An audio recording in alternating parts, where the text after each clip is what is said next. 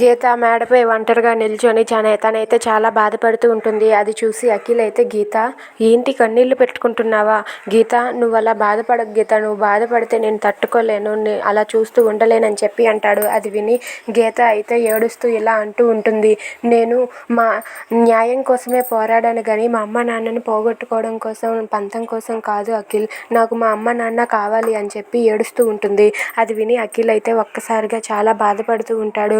గీత నువ్వేం బాధపడకు, నీకు నేనున్నాను అంటూ గీత చేతిని తన చేతిలో పెట్టి, నువ్వేం బాధపడకు గీత, నీకు నేనున్నానని చెప్తున్నాను కదా, మీ అమ్మ నాన్నల దగ్గరికి నేను నిన్ను తీసుకుని వెళ్తాను, మీ నాన్న ఎలాగైనా సరే దొరికేలా నేను చేస్తాను అన్నాను కదా.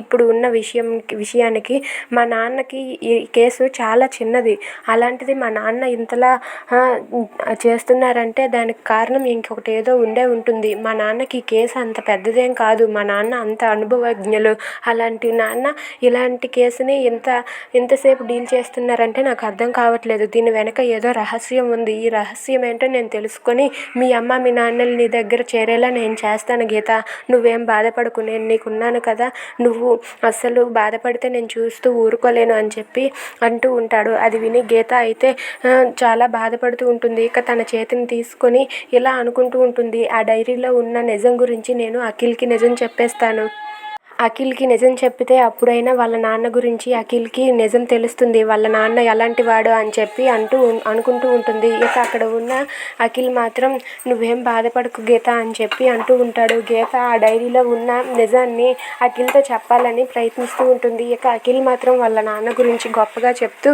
వాళ్ళ నాన్న అలాంటి వాడు కాదని, వాళ్ళ నాన్న ఎందుకు ఇలా చేస్తున్నాడో నేను తెలుసుకుంటానని చెప్తూ ఉంటాడు. Thanks for watching friends, please subscribe our channel.